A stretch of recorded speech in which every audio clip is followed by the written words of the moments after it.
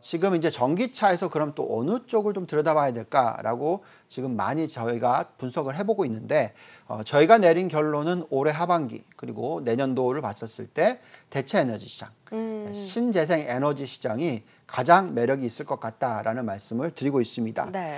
자, 이 신재생 에너지 시장은요, 트럼프 대통령이 당선이 된 지난 거의 뭐 3년 반 전, 그 이후에 사실 복병을 만났던 거죠. 네. 트럼프 대통령은 어떻게 보면 친환경과는 거리가 먼 사람, 그쵸. 그렇죠? 예, 제네바 합의를 깨버렸고 또 심지어는 어린 이 환경주의자와 싸우기까지 하는 툰베리. 예, 네, 그런 모습까지 보여주기 때문에 정말 이 환경 관련된 쪽에 있어서는 좀 거리가 먼 사람입니다. 하지만 지금 보면은 이제 정권이 바뀔 수도 있고 또 글로벌적으로 놓고 보면 아주 적극적인 부양 정책들이 들어가고 있기 때문에 우리는 이 신재생 에너지 쪽을 들여다봐야 됩니다. 자, 이 부분에 있어서 가장 중요한 것이 이 석유 수요 부분인데요. 네.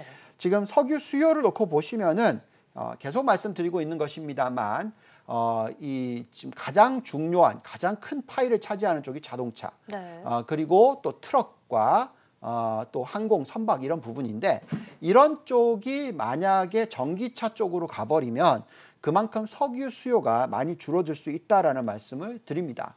자, 그렇기 때문에 지금 앨런 머스크 같은 경우에는 계속적으로 전기차 쪽을 초점을 맞추고 있고 또한 중국에 대해서 굉장히 좋게 보고 있다라고 말씀을 네네. 드리고 있습니다. 네. 자, 그런 상황에서 지금 앞으로 석유 시장의 규모와 신재생 시장의 규모의 차이를 말씀을 드려야 되는데 지금 석유 시장을 놓고 보면 과거에 가장 컸었을 때가 3,000조 정도 됩니다.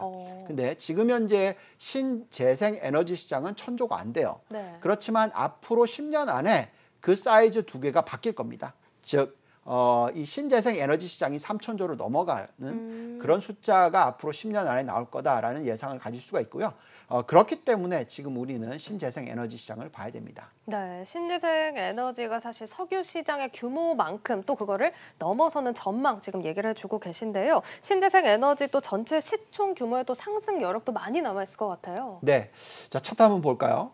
자, 이 차트를 보고 있으면 도대체 얼마나 갈까 하는 게 생각이 잘 안 납니다. 네. 무슨 얘기냐?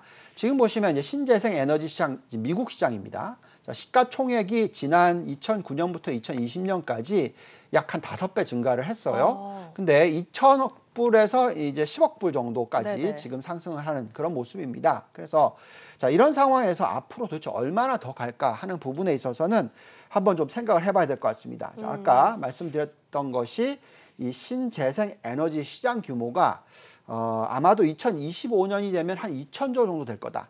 네. 그리고 또 2030년이 되면은 한 3,000조 정도 될 거다. 이런 숫자를 말씀드렸잖아요. 네네. 자, 그러면 그 숫자에 곱하기 약 한 2.5배 내지 5배 정도를 해줘야지 시가총액이 됩니다. 왜? 성장 산업은 보통 매출액 대비해서 곱하기 2.5에서 5배 정도 성장 산업이기 때문에 그렇다라는 네네. 거죠. 자, 그렇다면 앞으로의 이 시장의 시가총액은 적어도 5,000조, 뭐 많이는 1경, 뭐 이런 숫자를 얘기를 할 수가 있습니다. 자, 그렇다면 지금 이제 주가가 뭐 한 5배 올랐다고 네네. 끝날까요? 아까 테슬라 상장했었을 때 얼마인지 아시죠? 17불, 네. 100배 올랐지 않습니까? 그렇죠. 그렇기 때문에 그런 생각을 한다면 이 신재생 에너지 시장에 대해서 관심을 가지셔야 되는데 지금 가장 대표적인 태양광 시장, TAN이라는 ETF가 있는데요. 한번 네. 띄워주시면 이 주가는 지난 10년 동안에 한 8배 상승을 했습니다. 네. 근데 보시면 크게 급등을 하다가 지난 한 몇 년 동안 많이 상승을 못 하다가 이제 다시 상승하기 시작하죠. 그러네요. 자, 저 때가 언제죠? 트럼프. 아. 네. 자, 그래서 제가 생각할 때는 실질적으로는 계속 상승해야 되는 차트였는데 네네. 이게 좀 눌려져 있었다고 생각하시기 맞습니다. 그래서 만약에 앞으로의 엄청난 투자가 일어나고 네. 신재생 에너지 시장이 우리가 지금 예상하던 대로의 성장을 한다면 또 코로나19가 터졌기 때문에 점점 더 지금 환경 보호에 대해서 그렇죠. 정말 강한 움직임이 있다고 생각하신다면 이 시장에 대한 투자 정말 유효하다라고 말씀을 드리겠습니다. 네, 앞으로 더 견고한 상승세가 예상되는 신재생 에너지 시장인데요. 지금 잠깐 이제 막히긴 했지만 앞으로 더 폭발적으로 또 수요가 증가할 것이다라는 이야기도 나눠봤습니다. 자, 그럼 신재생 에너지를 투자하고 싶으신 분들도 투자 방법도 궁금하실 것 같아요. 네. 자, 이렇게 성장주 투자할 때 상당히 어려움을 겪는 이유는 뭐냐면 누가 이길지 모르기 때문에 그렇죠. 그렇죠.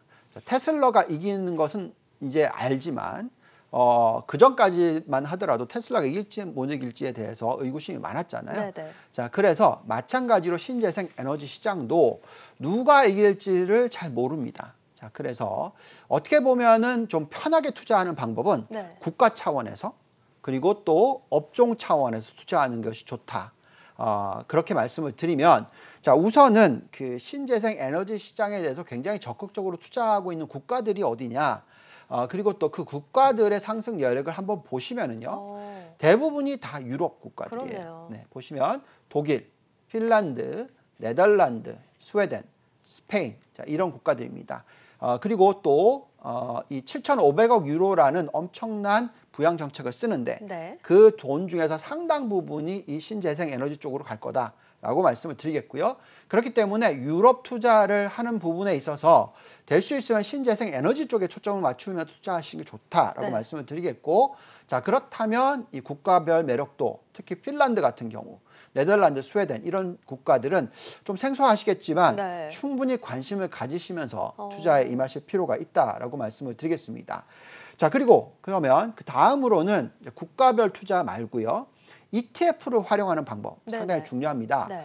자, 왜 ETF를 활용하라고 말씀을 드리냐면 종목이 다양하게 투자가 들어가 있기 때문에 네. 또 업종의 성장 가능성이 워낙 크니까 종목을 골랐었을 때의 어려움을 벗어날 수가 있다. 네네. 그렇기 때문에 이런 ETF를 활용하는 게 중요합니다. 네. 보시면 ETF의 상승 여력들이 잘못 나온 거 아니죠? 예, 너무나 높게 나오다 보니까 네. 지금 현재 상황에서는 우리는 이런 ETF들에 대한 관심을 가지실 수밖에 없다라고 말씀을 드리겠고요.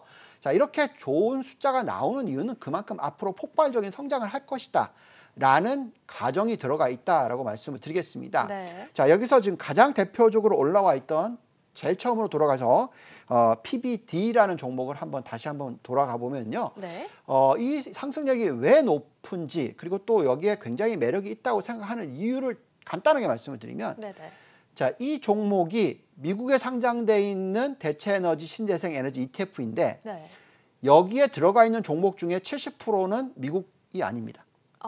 상당히 많은 부분이 해외 시장이고 유럽이라는 거였고 네. 또 다른 국가들이라는 거죠. 그래서 우리가 계속 얘기를 하고 있지만 지금 미국이 좀 쫓아가는 입장이죠.